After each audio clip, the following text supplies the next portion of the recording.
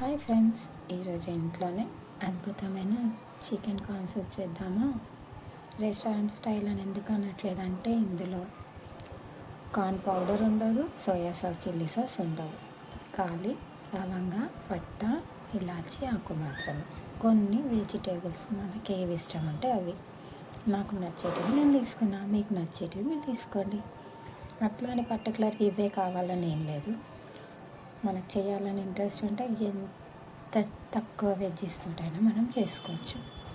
Mushrooms మాత్రం must, ఎందుకంటే పిల్లలకి అందరికీ చాలా బాగుంటుంది.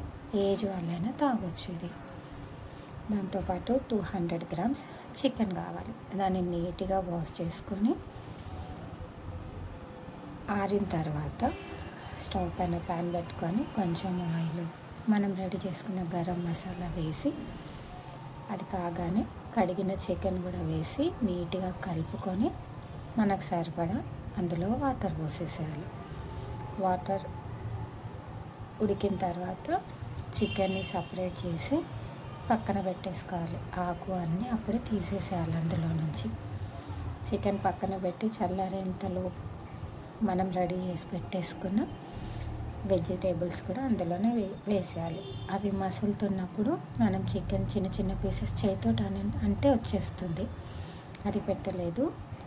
ఇందులో లైట్గా సరిపడా సాల్ట్, పెప్పర్ వేసుకుంటే ఎంతో అద్భుతమైన చికెన్ సూప్ రెడీ.